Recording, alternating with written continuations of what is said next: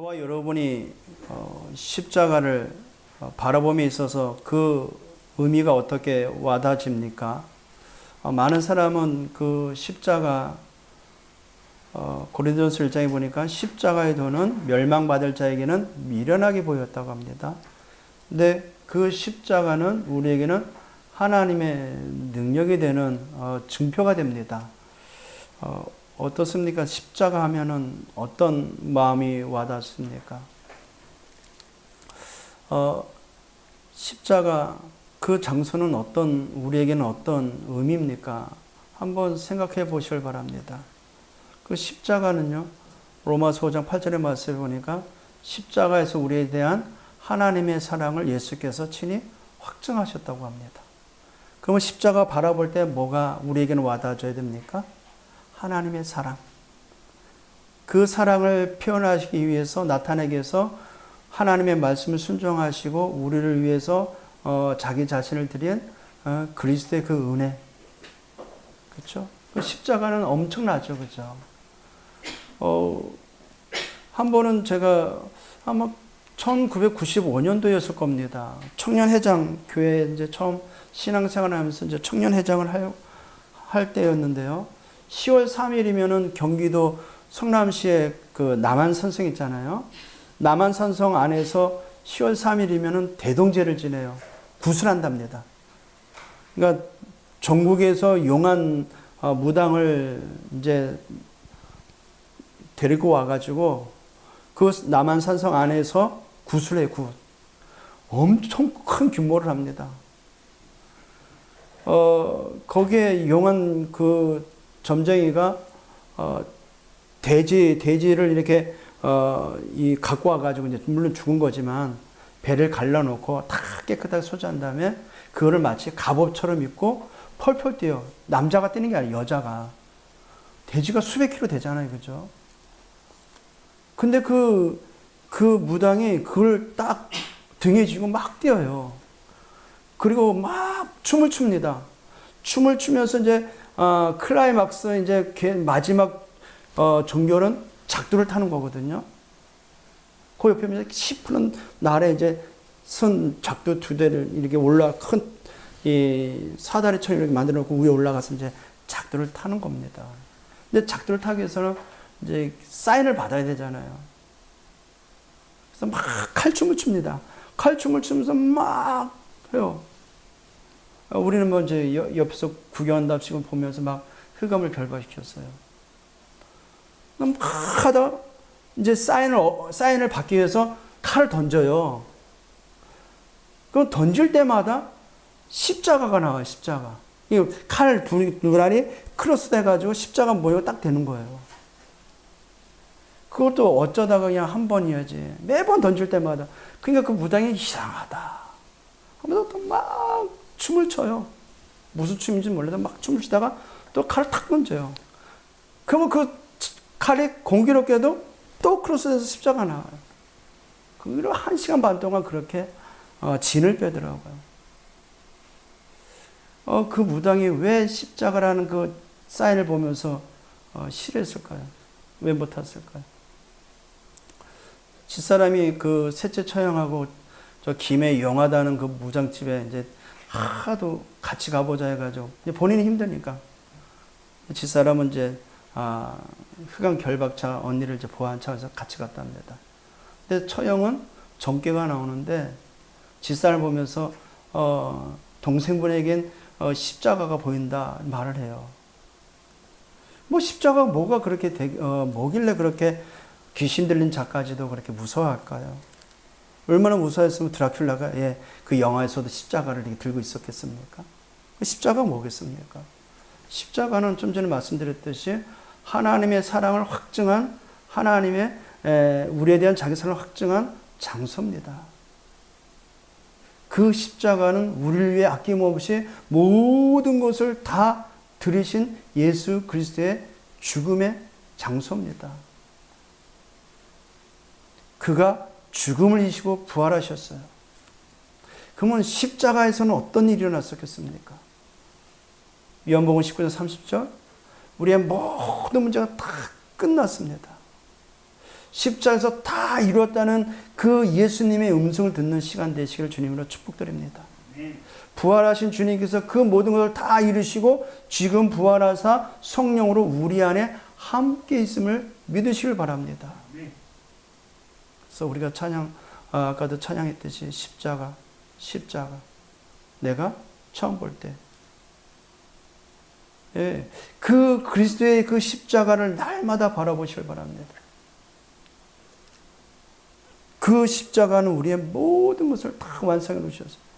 십자가 완성이 아니죠. 십자가신 예수 그리스도께서. 그럼 우리는 항상 예수 그리스도와 함께하는 삶이 되어야 될 줄 믿습니다. 그래서 저와 여러분에게 있어서는요, 가장 중요한 게 뭐냐? 이 시대에 하나님이 과연 그 십자가 다 이루신 예수 그리스도께서 우리 함께 하시면서 무엇을 할 것인가? 우리가 늘 항상 알아야 됩니다. 마치 뭐와 같냐면 애굽의 종되었던 이스라엘 백성이 가나안 땅을 향해 걸어가는데 광야 40년 길, 아무 낙도 없고 아무 소망이 없고 아무 바라볼 게 없는 그 광야에서 가나안 땅이나 하나님의 언약을 바라보며 갔듯이 저와 여러분에게 있어서는 세계복음 237 나라 5천 종족을 향한 세계복음의 언약을 잡은 그리스도, 언약을 이루실 그 그리스도가 지금도 내 안에서 그 뜻을 이루고 계신다라는 사실을 항상 믿으시길 바랍니다. 주님은 우리와 세상 끝날까지 항상 함께 하시는데 모든 민족을 가서 제자 삼으라고 말씀하신 말씀 그대로 이루어지도록 하시고 계십니다. 우리 인생이 그런 인생이에요. 그래서 마가복음 3장 13절에서 15절 나오는 말씀과 같이 우리를 부르실 때 원하는 자를 부르시니 이에 나온지라 이에 12를 택하셨으니 이는 저희와 함께하게 하며 또 나아가 전도도 하며 귀신을 내쫓는 권능을 있게 하려 함이라 그래요. 자, 그럼 우리는 지난주 말씀과 같이 새 시대를 시작하는 뭐라 그랬어요? 제자라 그랬습니다. 구원받은 하나님의 사람은 이 시대에 가장 필요한 하나님의 언약을 이룰 새 시대를 시작하는 제자입니다. 그래서 가장 먼저 하나님의 정확한 언약 붙잡아라 그랬어요. 시대마다 언약을 성취하시고 언약을 이루신 주님은 이 시대에 하나님의 언약을 우리에게 주셔서 그 언약을 지금도 일어나고 계십니다. 그분이 예수 그리스도십니다. 그분이 지금도 우리와 함께 하시고 우리의 삶을 인도해 나가십니다. 그래서 정확한 언약을 가지고 우리 안에 눈에 보이지 않는, 눈에 안 보이는 망대를 세워라 그랬어요. 망대. 계속해서 말하자면 망대는 우리가 이해하기 쉽도록 등대와 같은 역할을 하는 그 건물, 이런 이 건축의 그런 어떤 모형적으로 보이지만 이것은 눈에 안 보이는 망대를 이와 같이 우리 안에 만들어라. 근데 눈에 보이지 않는 이 망대, 쉽게 말하면 그겁니다. 하나님과 함께하는 비밀, 임마누엘을 누리는 비밀, 그 망대, 그 비밀을 내 안에 만들어라. 어느 정도까지 만들어면 돼요? 요셉이 노예로 가도 노예라는 그 상황과 전혀 상관이 없을 만큼 만들면 됩니다. 그렇죠? 내가 위협 속에, 위기 속에, 죽음 앞에 휩싸였을지라도 전혀 흔들리지 않고 하나님의 망대를, 절대 망대가 되어 현장을 살릴 만큼 내 안에 망대를 만들면 돼요. 그러면 임마누엘이라는 하나님의 비밀을 누릴 수 있는 영적 서밋 상태가 되면 되겠죠. 그와 같은 상태를 만들어라는 것입니다. 내가 내일 사자굴에 들어가는데도 불구하고 하나님을 향하여 언약 잡고 예루살렘을 향하여 감사함으로 하나님께 기도했던 다니엘과 같은 그런 영적 서밋으로, 영적인 최고의 상태가 되면 되는 것입니다. 그러기 위해서 안 보이지만 내 안에 흔들리지 않는 복음으로, 성령의 충만함으로 각인되어 있으면 되라. 각인되어 있으면 됩니다. 그럴 뜻입니다. 그래서 우리가 이해하기 쉽게 눈에 안 보이는 망대 세워라. 그러면 이 망대를 허투루게 세우면 안 되잖아요. 이 망대를 삐뚤게 세우면 안 되잖아요. 이 망대를 뭐 이상하게 만들면 안 되잖아요. 어떻게 만들어야 되냐? 옳은 망대를 만든 데 있어서 가장 먼저 네 안에 잘못된 것 바꿔라. 왜냐하면 우리 안에 사단이 만든 망대들이 너무 많아요. 사단의 작품들이 우리 안에 너무나도 많아요. 왜요? 우리는 불신 현장에서 길들여졌고 각인뿌리 체질한 상태에서 살아와서 겨우 구원받았어요. 은혜 가운데 구원받았어요.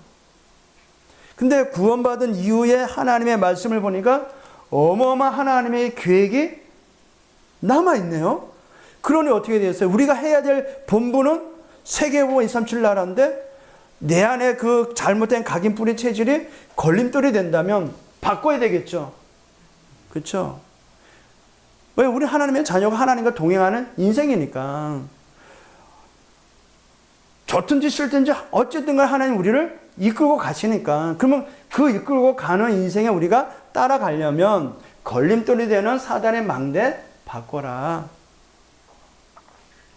우리에게 뭐가 남아있길래 그렇게 바꿔야 되겠습니까? 우리에게는 하나님이 예비하시고 준비한 것이 남아있습니다. 모든 민족을 가서 제자 삼아라. 이게 우리의 남은 인생에 해야 될 우리의 사명인 것입니다. 우리의 인생의 매일 가운데 하나님의 나라의 일이 남아있어요. 또 237 나라 5천 정정을 향하여 걸어갈 미래가 남아 있습니다. 그러니까 이 일을 위해서 우리 안에 잘못된 거 바꿔라. 이것을 향해서 우리가 도전하라 그랬습니다. 뭘 위해 도전할까요? 죽음과 위기에도 흔들리지 않는 제자가 남아있기 때문에 그 제자를 위한 기도로 도전해라. 정확한 하나님의 인도를 받고자 금식하며 기도했듯이 성령의 인도받는 기도에 도전해라. 모든 것이 막혀져 있는 것 같은데 마게도냐로 향하여 걸어갈 수 있도록 정확한 응답을 받을 수 있도록 기도로 도전해라. 이게 지난주 저와 여러분 주신 하나님의 언약의 말씀이었습니다. 이 말씀을 인도받는 가운데 오늘 요한복음 7장 10절에서 24절의 말씀을 읽었습니다. 오늘 이 말씀에는요, 지난주는 이제 초막절이나 명절을 근접해가지고 예수의 형제들이 저 초막절이 됐으니까 많은 사람, 임금각시에서 많이 몰려오니까 거기 가서 전에 행하던 표적과 기사를 보여주어가지고 많은 사람의 이목을 받고 메시아 이스라엘의 왕으로 서는 것이 어떻습니까? 뭐 그 말은 안 했지만 그렇게 드러나서 그 일을 했으면 하는 마음에 많은 사람들이 모이니까 그곳에 가서 행하소서 그렇게 해요. 근데 뭐라 그래요? 7장 5절에 예수의 형제들이 예수를 안 믿었더라 그래요. 이 말은 뭡니까? 예수의 형제들조차도 메시아이신 그리스도가 되신 예수를 믿지 않은 겁니다. 표면적으로 믿은 거죠. 언약하신 대로 이 땅에 구원자로 오신 메시아 그리스도를 전혀 믿지 않았던 상태입니다. 그러면서 예수님이 아직 내 때가 아니다고 합니다. 예수님의 때는 하나님이 예비해 놓으셨기 때문에 하나님의 철저한 시간표의 흐름 속에 자기의 때를 기다리고 계시고 인도받는 가운데 있었습니다. 그 말씀을 토대로 해서 저와 여러분에게 이 말씀을 주셨습니다. 그러면 이 말씀의 흐름 속에 오늘 본문 요한복음 7장 10절 24절의 말씀을 읽었습니다.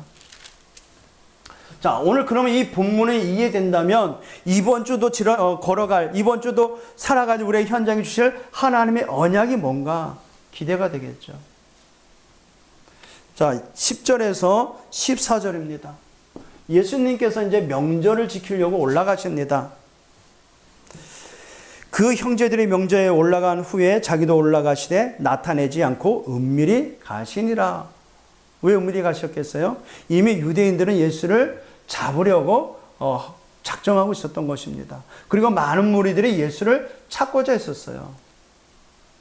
명절 중에 유대인들이 예수를 찾으면서 그가 어디 있느냐 하고 예수에 대하여 무리 중에서 수군거림이 많아. 어떤 사람은 좋은 사람이라.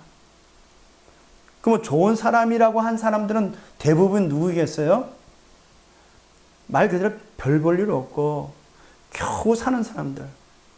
근데 예수의 표적과 기사를 보니까 뭔가 달라. 우리가 기다리고 있는 메시아인 것 같아. 그는 정말 메시아인 것 같아.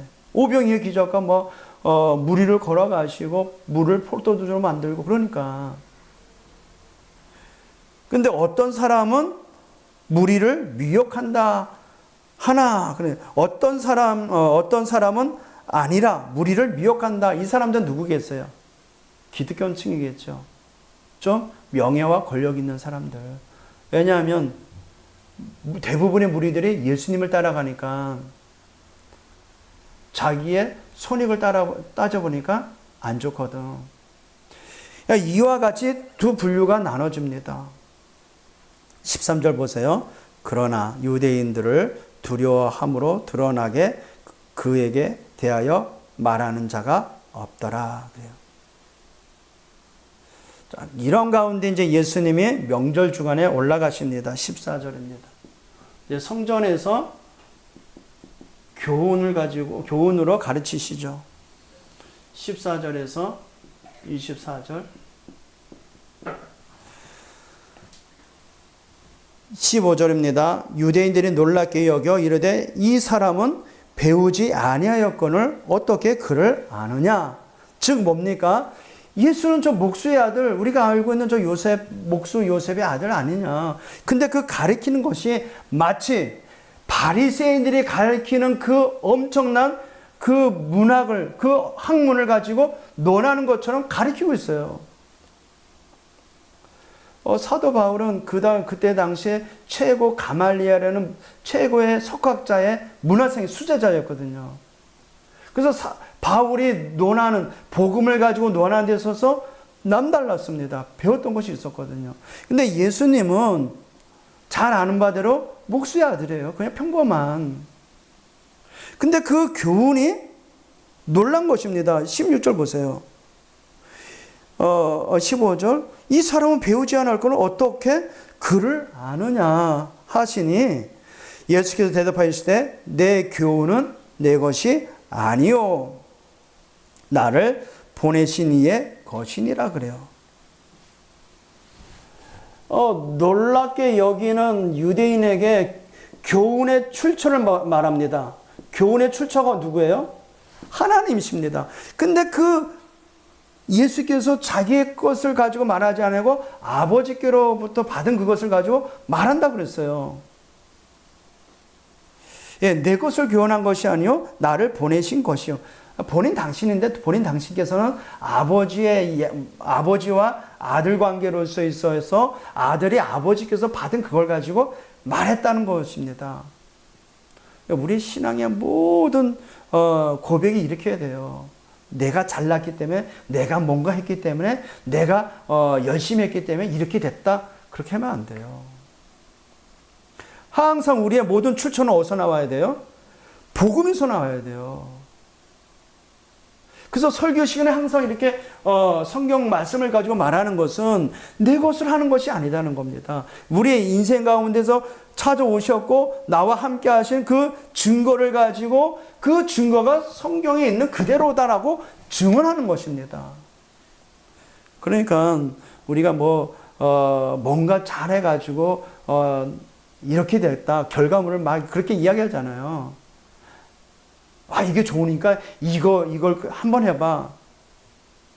이렇게 했더니 이렇게 했으니까 이거 해봐.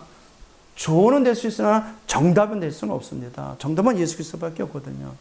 근데 우리의 모든 신앙생활에 내가 아닌 하나님의 영광을 드러내야지 내가 영광 드러나면 안 되는 것입니다. 어떤 사람은 보면 나야 나. 모든 거 내가 뭐 해가지고 하나님의 영광을 가리면 안 됩니다. 그렇게 하신 하나님이 나를 통해서 하셨다고 고백을 해야 돼요. 나의 나된 것은 누구의 은혜다? 하나님의 은혜라. 17절 보세요. 하나님의 뜻, 그 교훈이 뭐예요? 17절. 사람이 하나님의 뜻을 행하려 하면 이 교훈이 하나님께로부터 왔는지 내가 스스로 말함인지를 알리라. 하나님의 뜻이 뭘까요? 지난번에 봤죠. 요한복음 6장 29절에 예수님을 이제 떡 먹고 배불러가지고 이제 그것에 현혹된 많은 무리들이 예수님 앞에 찾아와가지고 물어봐요. 하나님의 뜻에 대해서. 그래서 예수님이 대답을 합니다. 하나님의 뜻은 보내신 이를 믿는 것이라고 했어요. 아버지께서 보내신 이를 믿는 것이라고 했습니다. 그러면 하나님께서 이 땅에 보내신 이는 한 분밖에 없어요. 누구예요? 예수 그리스도밖에 없어요. 하나님의 뜻은 아버지께서 보내신 이를 믿는 것이 하나님의 뜻입니다. 거기에 대한 교훈을 한 것입니다. 예수님은 복음 자체입니다. 하나님이 이 땅을 살릴 하나님의 사랑 그 한 가지밖에 없어요. 구원하시고자 하는 그 하나님의 사랑의 표현이 예수 그리스도로 나타나셨고, 그 예수 그리스도께서 하나님의 그 사랑을 나타내고자 교훈으로서 자기의 자신을 드러난 것입니다.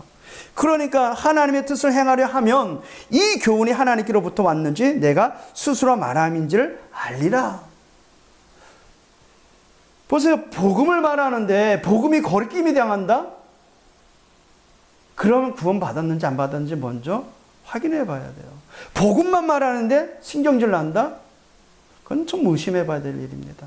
복음만 말하는데, 복음만 들었는데 내 인생에 살고 내 모든 것이 형통되고 복음만 들었는데도 불구하고 뭔지 모르지만 기쁨이 넘쳐나고 소망이 생기고 활력이 넘치고, 그게 정답 아니겠어요? 그렇죠? 그래서 예수님께서 가르친 그 교훈은 뭐겠어요? 착하게 살아야 되고, 흠 없이 살아야 되고, 술 먹지 말아야 되고, 담배 피지 말아야 되고, 휴지 버리지 말아야 되고, 저 교통법을 잘 지켜야 되고, 그런 것을 교훈으로 말했겠어요? 인생 살아가는데 남의 흠 잡지 말아야 되고, 남을 도와줘야 되며, 이렇게 사회 정의 실현을 위해서 많은 덕목을 말했겠습니까?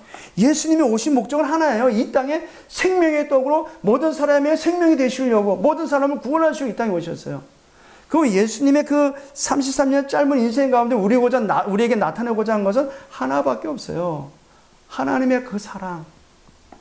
그 사랑이 어떻게 나타냈어요? 십자가의 죽음을 통해서 나타났잖아요. 왜요? 우리를 구원하시고자 하는 하나님의 사랑. 하나님이 세상을 이처럼 사랑하사 독생자를 주셨으니 이는 저를 믿는 자마다 멸망치 않고 영생을 주려 하려 하심이라. 영생을 얻게 하려 하심이라. 그렇죠?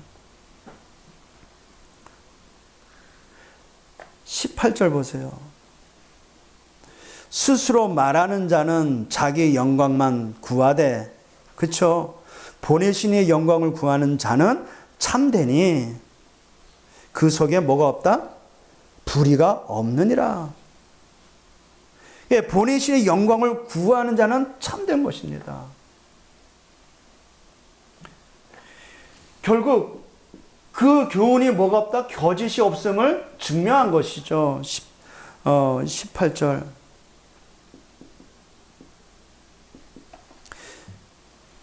19절입니다. 모세가 너에게 율법을 주지 아니했느냐. 이제 광야에서 이제 하나님께서 십계명을 주셨죠. 너희 중에 율법을 지킨 자가 없도다. 너희가 어찌하여 나를 죽이려 하느냐. 예, 율법에 살인하지 말라 하는데 너희는 어찌 죽이려고 하느냐. 이 말을 들은 사람들이 찔렸는지 20절 보세요. 무리가 대답하되 당신이 귀신 들렸도다. 누가 당신을 죽이려 하나이까. 이미 이들의 마음속에 예수님을 죽이려는 마음이 벌써 있었어요. 예수님이 말씀하셨어요. 마음에 살인하지 말라는 것은 마음에 품어도 이미 살인한 것입니다. 당신은 이제 예수님, 그 교훈을 가리킨 예수님을 덤탱이 씌우는 거예요. 당신이 귀신 들렸도다. 당신 누가 죽이려 하나이까. 율법을 지킨 자가 없다고 말하니까 예수님이. 실상 이들은 너무나도 율법을 잘 지켰죠. 하나님 앞에 의롭다함을 얻고자 너무 많은 율법을 만들어서 너무 흠없게 살려고, 너무 거룩한 삶을 살려고 율법을 수백 개를 만들어서 인생을 살았습니다. 그렇게 하나님 앞에 의롭다함을 얻으려고 그렇게 했어요. 그런데 예수님은 율법을 지키지 않았다고 합니다. 못 쓴다는 얘기 같잖아요. 그래서 21절 보세요. 예수께서 대답하여 이르시되 내가 한 가지 일로 행하매 너희가 다 일로 말미암아 이상히 여기는도다. 물로 포도주를 만들고 오병이어 기적을 통해서 많은 기적과 표적을 보면서 그것을 너희가 이상하게 보이는도다. 그러면서 이 모세가 너희에게 할례를 행하였으니 그러나 할례는 모세에게 난 것이 아니요 조상들에게서 난 것이라. 그 할례가 뭔지 아세요? 남자아이를 태어나면 8일 뒤에 생식기의 표피를 자릅니다. 우리나라 요즘 하면 이제 포경 수술한 거예요. 어린아이. 이제 그것을 자름을 통해서 몸에 확인시킨 거죠. 이 아이는 하나님의 백성, 이스라엘 백성이라고 이제 할례를 표정한 것입니다. 그런데 그러므로 너희가 안식일에도 사람에게 할례를 행하느니라 그래요. 안식일에 일하면 돼요, 안 돼요? 안 돼요. 근데 이들은 그 율법을 지키고자 안식일에도 할례를 행했다는 것입니다. 그러니까 예수님이 너희는 율법을 지키지 않았다 그렇게 말을 하는 거예요. 모세의 율법을 범하지 아니하려고 사람이 안식일에도 할례를 받는 일이 있거든. 23절 보세요. 내가 안식일에 사람의 전신을 건전하게 한 것은, 예수님이 안식일날 귀신 들린 자도 치유했잖아요. 손 마른 자도 치유하셨잖아요. 그런데 그걸 가지고 안식일 범했다고, 율법을 폐기했다고 이제 몰아세우는 것입니다. 근데 안식일의 주인은 누구예요? 예수 그리스도예요. 내가 안식일의 주인이다 그랬잖아요. 안식일은 모든 사람이 회복되는 것입니다. 하나님의 영광이 드러나는 일들이라는 것입니다.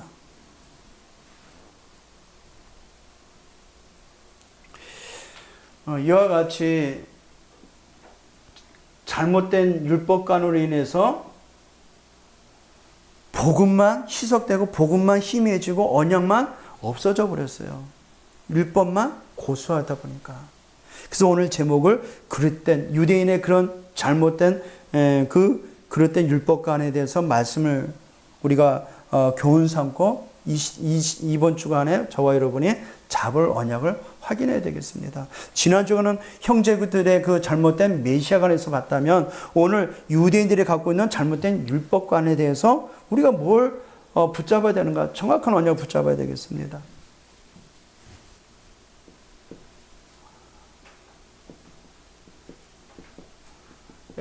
유대인의 그 잘못된 그릇된 율법관은 뭐였냐면요, 유대 지도자는 대부분의 이제 바리새인들, 사두개인들, 이스라엘의 그 지도층들은 이스라엘 백성을 가리킨 데 있어서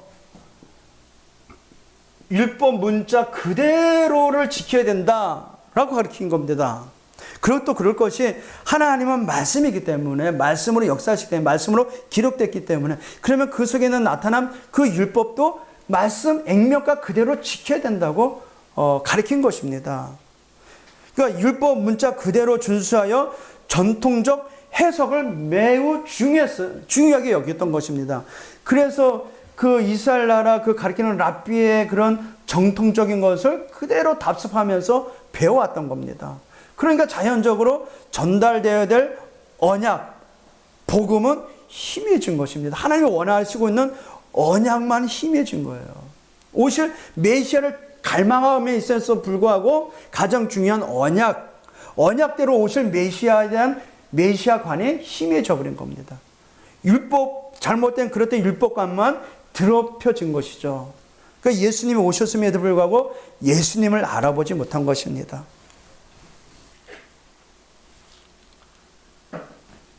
예수님께서 마태복음 11장 28절에서 29절에 뭐라 그래요? 수고하고 무거운 짐진 자들아 다 내게로 오라. 내가 너희를 쉬게 하리라. 그러면서 내 멍에는 가볍고 심이다 그래요. 이 율법은 율법주의가 된가 무거운 멍에가 된 겁니다. 예수님은 가볍다고 했는데 율법을 지키려고 하는 율법주의가 무거운 멍에가 되다 보니 하나님의 언약을 잡지를 못하는 것입니다. 그리고 율법 의식을 강조했죠. 의식은 율법을 지키고자 하는 하나의 형태로 나타난 것인데 이게 다다라고 막 가르치니까 정확한 언약만 상실된 것입니다. 그러니까 늘 그들의 기도, 마태복음 6장에 보니까 외식하는 자들의 그 기도를 보여주시잖아요. 저 외식하는 자들은 사람 앞에 보이려고 기도한다 그러잖아요. 그러면서 우리 보고 어디에서 기도하라 그래요? 골방에 들어가서 아무도 보지 않게 기도하라 그러잖아요. 근데 유대인은 보이는 형식을 했어요. 보이는 형식. 왜냐? 그게 그래야만 하나님 앞에 잘했다 칭찬 들을 줄 알고. 그러니까 그들의 기도, 또 어떤 자선행위, 또 금식, 철저히 지키는 11조 철저히 지켰습니다. 그러니까 율법보다 더 중요한 내용인 언약을 나오겠지만 율법의 그 기능은 그런 기능이 아니거든요, 실은. 근데 율법 의식을 강조함으로 자기의 거룩함을 드러나는 것입니다. 드러나려고 한 것이죠. 그래서 마태복음 23장 23절에 보면은 율법으로는 그 믿음을 버렸도다 그래요. 예수님이 유대인들 향해서 믿음을 버렸대요. 이걸로 인해서.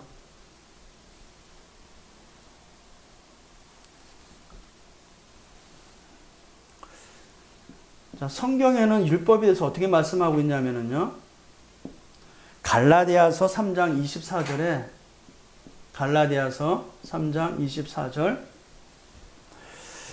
율법의 기능입니다. 율법을 왜 주셨느냐? 율법은 우리가 잘 알듯이 하나님께서 광야 40년 길을 걸어가는 길에 모세를 통해서 이스라엘 백성이 하나님의 백성으로서의 지켜야 될 율법이 있어요.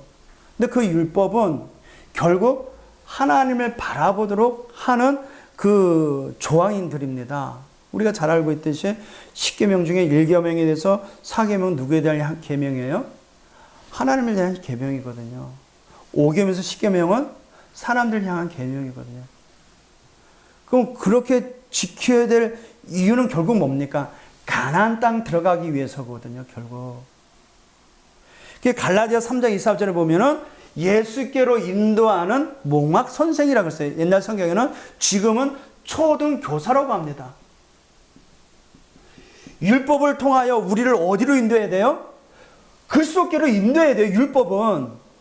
근데 유대인들은 이 율법을 가지고 하나님 앞에 의롭다함을 얻고자 행위로 나타난 것입니다. 그러니까 복음은 없어지죠, 당연히. 지금 예수님이 오실 이 당시에는 너무나도 복음 자체가 없어버렸어요. 언약 자체가 없어져 버렸어요.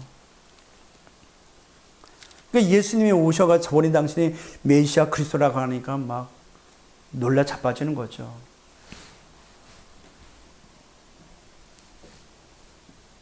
로마서 3장 20절에 율법의 행위로 구원을 받을 수 없다고 합니다. 3장 20절 제가 찾아 읽어드릴게요.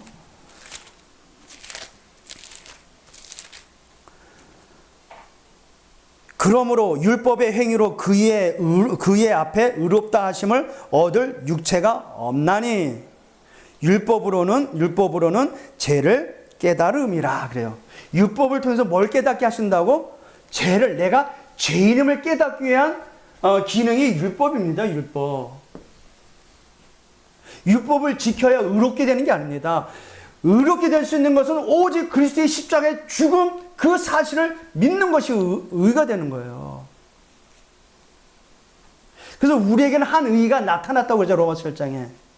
그 의는 십자가의 그 죽음을 말하는 것입니다. 예수 그리스도의 그 죽음이 우리에게는 의가 되는 거예요. 우리가 그 사실을 믿는 순간 우리를 의롭다 하신 것입니다. 그래서 율법으로는 죄를 깨달음이라. 21절에 이렇게 말씀하고 있습니다. 이제는 율법 외에 하나님의 한 의가 나타났으니 율법과 선지자들에게 증거를 받은 것이라. 곧 예수 그리스도를 믿음으로 말미암아 모든 믿는 자에게 미치는 하나님의 의인이 차별이 없느니라. 이해되시겠죠? 율법은 우리를 그리스도께서 인도하는, 그죠? 우리가 왜 식사하고 나서 여성분들은 조그마한 거울 가지고 이제 하면서 보잖아요. 왜요? 꼬치가 꼈나 안 꼈나. 거울 보면서 막 자기를 고치잖아요. 그 율법을 통해서 내가 죄인임을 깨닫게 하는 겁니다. 나는 어쩔 수 없는 죄인이구나. 그래서 누가 필요하다? 그리스도만이 필요하구나.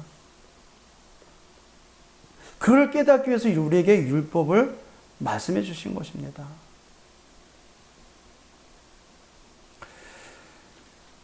우리가 오경에서 십계명에 아니는 많은 그 율법, 그것을 지키고자 많이 해도 우리는 수없이 많이 실수도 하고 그 율법의 조항들을 많이 엎어뜨리기도 하잖아요. 그래서 우리가 그리스도가 필요함을 깨닫게 하는 것입니다.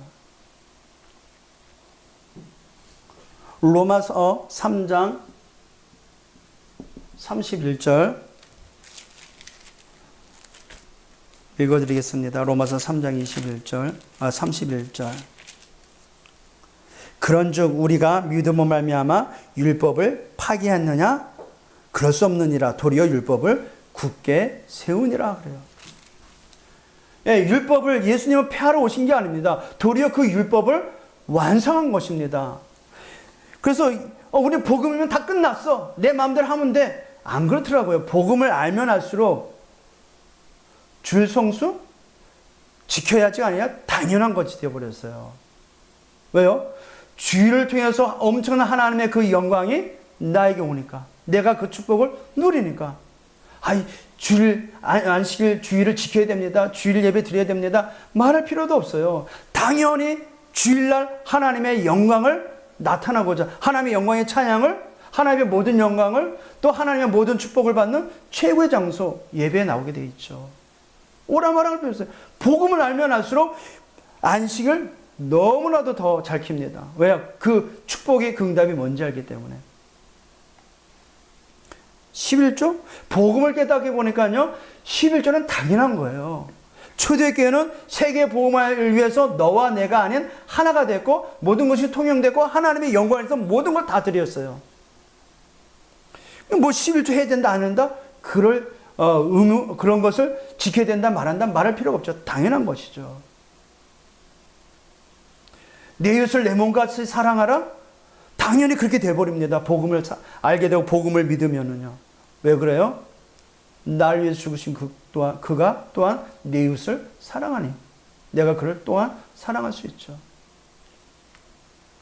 그러니까 복음을 알면 알수록 율법을 멀리하는 게 아닙니다. 오히려 더 율법의 내용을 우리는 더 잘 지키게 됩니다. 이제 경우에 따라서 우리가 실수하고 넘어질 수 있고, 그래도 또 우리는 붙잡고 이렇습니다. 왜요? 그래서 복음이 필요하니까. 그래서 올바른 율법관을 가지시기를 주님으로 축복드립니다. 이런 가운데 우리가 이번 주 잡고 나갈 하나님의 언약의 말씀이 있습니다. 결국 예수님께서는 예수의 형제들이 예수를 부딪혀서 이렇게 예수님 명절날 올라가지 않아야 되지 않겠습니까? 하는데 불구하고 예수님은 형제들과 따로 올라가셨어요. 결국 예수님은 하나님의 그 구속의 계획을 이루시고자 혼자 그 사역을 담당히 수행해 나가셨죠. 마찬가지입니다. 저와 여러분 2, 3, 7, 8, 5천 정도 향하는데 결국 하나님 앞서 내가 그 길을 걸어가야 돼요. 그래서 우리는 이것을 순례자라고 했습니다. 저와 여러분 세계본 2, 3, 7 나라 걸어가야 될 순례자입니다. 예루살렘과 온 유대와 사마리아와 땅끝까지 가요. 근데 그 여정에는 수많은 우여곡절이 있습니다. 예수님이 십자가에 달려 죽는 그 순간까지 그 여정이 있었듯이, 사도 바울의 전도 여행을 통해서 수만 가지 우여곡절이 있었듯이, 요셉이 노예로 팔려가고 감옥으로 가고 저 총리가 되는 그 과정까지 여러 가지 우여곡절이 있었잖아요. 그 순례자의 그 걸음 속에 있어야 될 기도. 저와 여러분 237날 5천 종족 살릴 제자들입니다. 새 시대를 시작하는 제자들입니다. 그래서 순례자의 기도가 되어야 되겠습니다. 자, 이것을 위해서는 우리 뇌에 각인된 것들이 있습니다. 뇌 속에 각인된 것 바꿔라. 지난주 말씀에도 바꿔라 그랬습니다. 뭘 바꿔야 돼요? 나도 모르게 각인된 나가 있어요. 나도 모르게 각인된 내가 있다니까요. 여기에 내 인생을 모든 것을 투자해버려. 나도 모르게 각인된 나로 인하여 내 운명이 결정되어 버렸어요. 근데 그것을 누가 만들었냐 이 말이죠. 창세기 3장, 창세기 6장, 창세기 11장에 원인 제공자가 나오죠. 나, 내 것, 우리 것. 그거 바꾸라는 것입니다. 뭘로? 복음으로.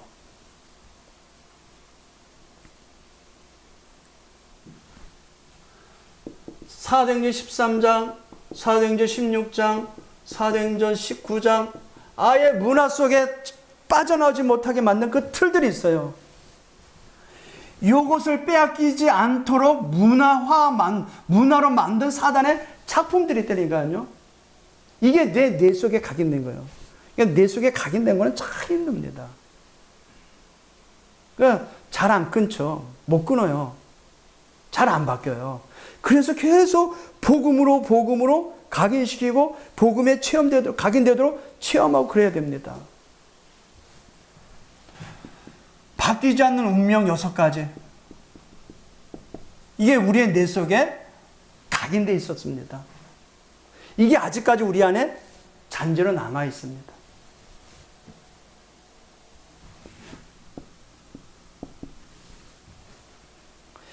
그래서 복음으로 이걸 계속 바꿔야 돼요. 그래서 새로운 각인을 시작하시길 바랍니다. 자, 복음 안에 있는 내용을 가지고 어떻게 바꿔야 되느냐? 우리가 계속해서 우리가 봤던 7가지 망대 기도가 있었죠.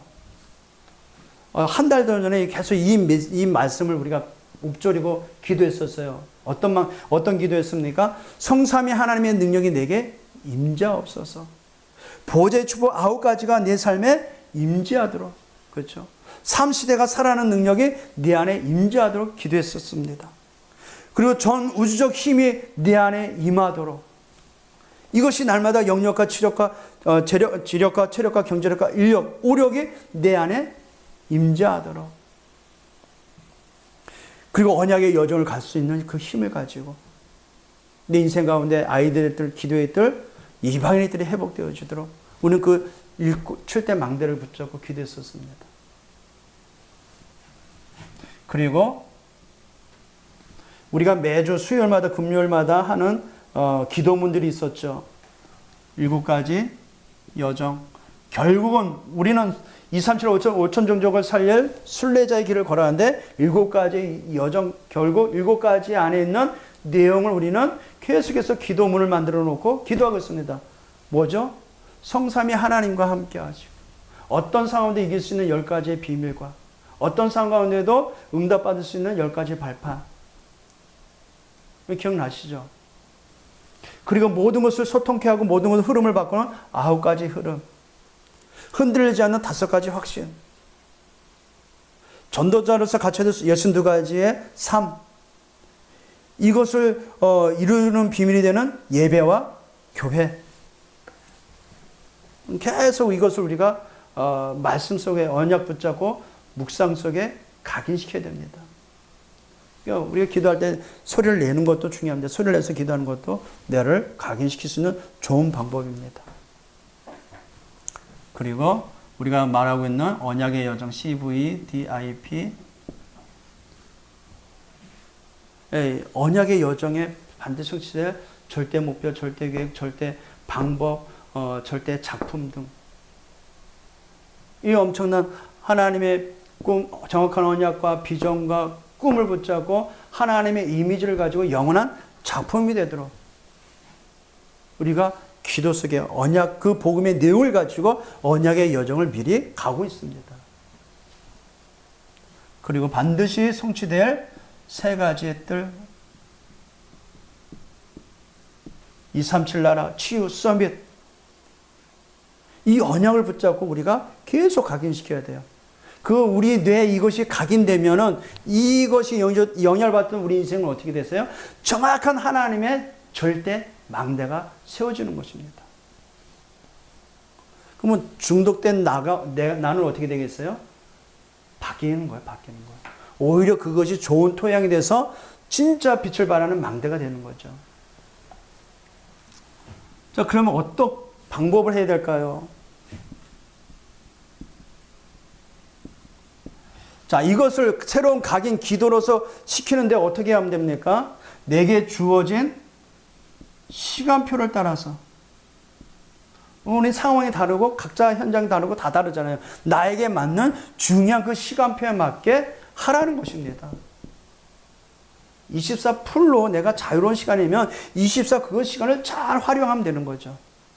근데 바삐 사업하고 막 하면 그 바쁜 사업 가운데도 가장 중요한 시간표를 만들어서 내가 적용시키는 것입니다. 우리는 삶 가운데서 삶을 통해서 항상 나타내야 됩니다. 문제와 사건 속에서도 위기 속에서도 뭐가 나와야 돼요? 감사와 찬양이 나와야 되죠. 그리고 이것을 몸으로 표현할 수 있어요. 몸으로 할 수 있습니다. 어떻게 해요? 운동이라든지 노래하는 사람 노래라든지 글을 잘 쓰는 사람은 글로 하든지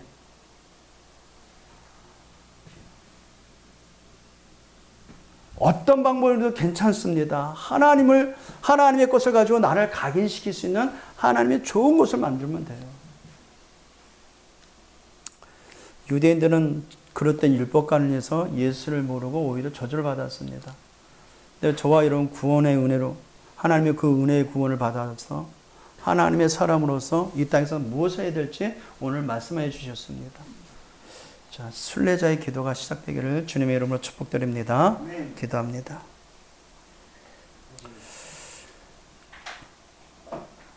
허물과 죄로 죽었던 우리를 그리스도와 함께 살리셨고 지옥 가야 될 우리 인생의 길을 하나님 나라의 기업 이을 상속자로 삼아주시고 이 땅에서 237 나라 5천 종족을 향해 걸어가는 순례자로 우리를 부르셨음을 감사를 드립니다. 이번 한 주간도 새로운 각인이 시작되게 하여 주옵소서.